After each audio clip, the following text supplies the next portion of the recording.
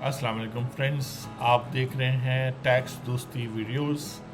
Episode number 12 season 4।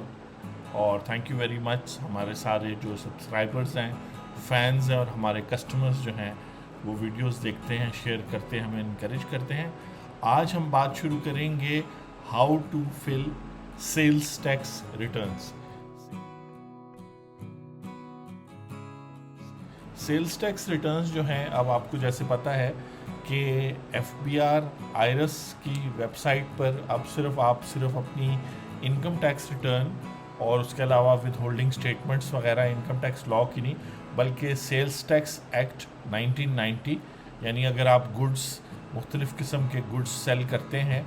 और या तो इम्पोर्टर हैं, एक्सपोर्टर हैं, मैन्युफैक्चरर हैं, तो आप वो वाली टैक्स रिटर्न दिसंबर 2022 के बाद,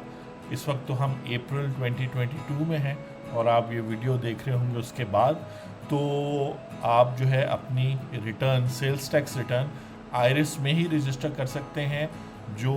एक बहुत बड़ी हेल्प है। क्योंकि इससे ये होगा कि आप अवेयर होंगे कि आपने अपनी कितनी डोमेस्टिक परचेजेस, कितनी आपने अपनी सेल्स, डोमेस्टिक परचेजेस, अपने टैक्स क्रेडिट्स वगैरह, उसके अलावा और चीज़ें शो की हैं जो सेल्स टैक्स रिटर्न में शो हो रही हैं, इनकम टैक्स रिटर्न में शो हो रही हैं, और आपकी फिर फाइनेंशियल स्टेटमेंट्स में, या अगर आप स्मॉल बिजनेस हैं, आप इतनी एलैबोरेट बुक कीपिंग नहीं भी करते, फिर भी आपके जो खाता है, कैश बुक है, बैंक बुक है, उसके हिसाब से आपने ये sales tax return, income tax return, withholding statements और अपनी फाइनेंशियल स्टेटमेंट्स, चाहे एक्सेल शीट बेस्ड हैं या मैनुअल सिस्टम है या proper double entry corporate account से, उन सारों को रिकनसाइल करना है। तो इंटरेस्टिंग है। और हम यहाँ पे सेल्स टैक्स एक्ट के हवाले से भी बात करेंगे, और चूँकि सेल्स टैक्स एक्ट को अगर आपने समझना है तो आपको थोड़ा बहुत लॉ और थोड़ी बहुत अकाउंटिंग समझ आनी चाहिए। हम इसको बिल्कुल माइक्रो साइज़ में वीडियोस को करेंगे। आप देख रहे हैं इस वक्त वीडियो एपिसोड नंबर 12 है, सीज़न 4 है। बीच में कुछ अरसा वीडियोस नहीं थी क्योंकि कुछ कॉन्स्टिट्यूशनल मामलात चल रहे थे मुल्क में, वो भी फॉलो करना ज़रूरी है। और उसके बाद से जो है ये वीडियो हम स्टार्ट करते हैं जी। अब सेल्स टैक्स रिटर्न आपने फ़ाइल करनी है section 26 subsection 1 of sales tax act 1990 के मुताबिक।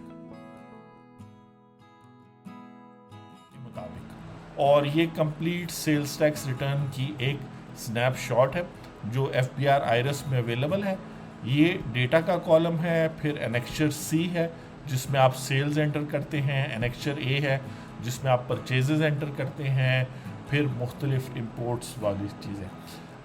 सेल्स टैक्स एक्ट में जो चीज़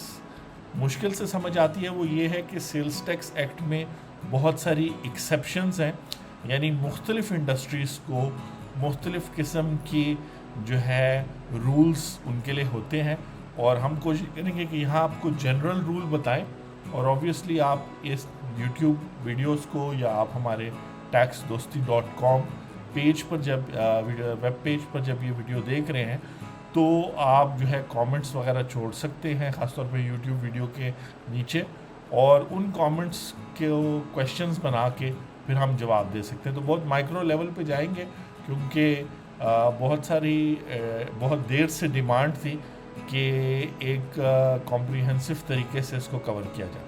अच्छा, सेक्शन 26 जो है वो ये कहता है कि हर एक रजिस्टर्ड पर्सन ने, एवरी रजिस्टर्ड पर्सन ने ड्यू डेट तक अपनी टैक्स रिटर्न फाइल करनी है। तो आज हम सिर्फ, पहले तो मैं रजिस्टर्ड पर्सन पे बात करूंगा।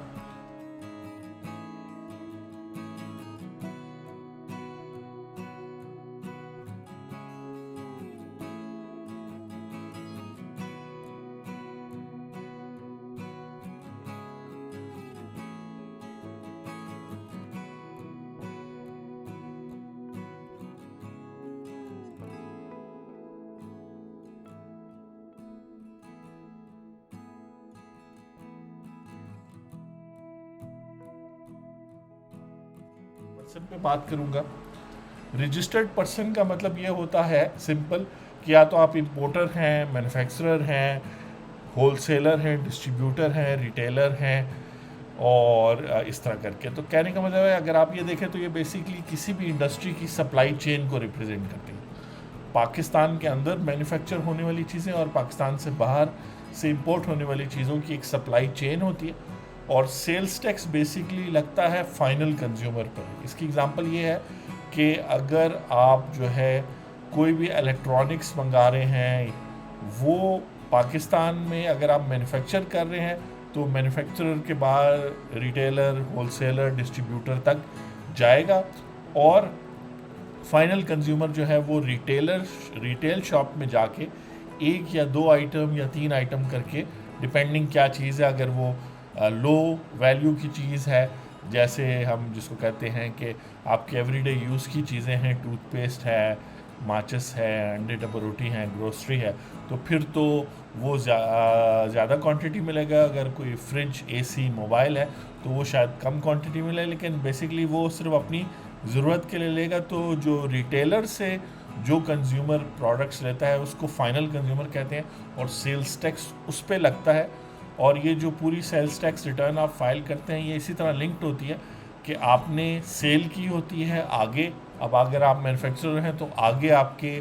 सेल आपने की होगी मोस्ट प्रॉब्ली होलसेलर या डिस्ट्रीब्यूटर को, या मे भी शायद डायरेक्टली रिटेलर को। और आपकी परचेजेस जो हैं हो सकता है मुख्तलिफ सप्लायर से हों, मुख्तलिफ पार्ट्स आप ख़रीदें और उसको एक एसी में असेंबल करके फिर पेल एसी या हायर का एसी आप बेचें, तो आगे आप उस पर सेल्स टैक्स चार्ज करें, नॉर्मली 17% के हिसाब से। तो आज की वीडियो में आज हमने बात की कि जो सेक्शन 26 है वो कहता है कि हर एक रजिस्टर्ड पर्सन, तो आपको ये बताना था कि ये जो टैक्स रिटर्न हम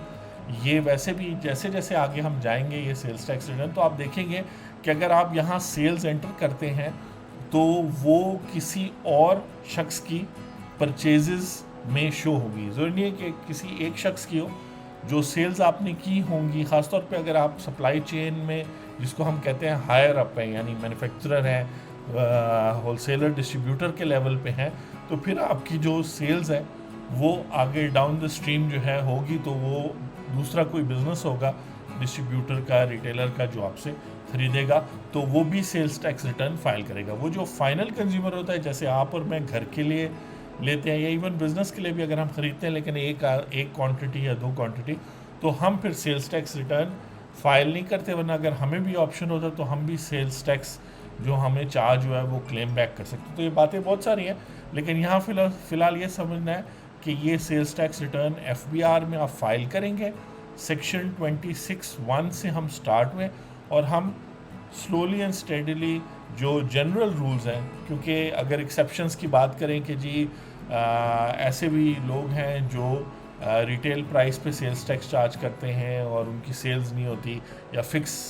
अमाउंट ऑफ सेल्स टैक्स उन्हें पे करना होता है, उनको सेल्स टैक्स रिटर्न ये वाली नहीं फाइल करनी दूसरी, या इसमें डेट्स की बात होगी, मुख्तलिफ जो एक्सेप्शंस हैं वो फिर समझना आपके लिए इस तरह होगा कि आप कमेंट्स में लिख सकते हैं, तो कमेंट्स में आपको फिर आपकी इंडस्ट्री के हिसाब से जवाब दिया जा सकता है। वरना जनरल रूल बताने से ये होगा कि as a student, as a professional, या अगर आप बिज़नेस कर रहे हैं और सेल्स टैक्स रिटर्न खुद फिल कर रहे हैं, जिस इन वीडियोस का मकसद भी है कि आप खुद फिल कर सकें, तो आप बेसिकली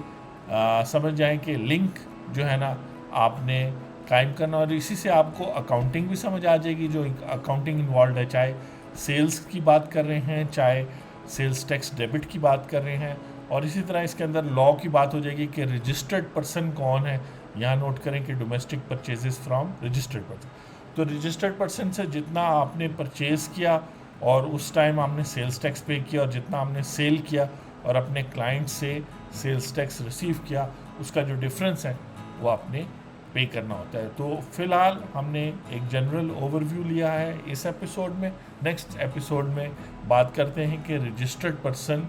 ने ड्यू डेट तक ये सेल्स टैक्स रिटर्न फाइल करनी है, तो ड्यू डेट वगैरह क्या है। आपसे मुलाकात होती है। Thank you very much.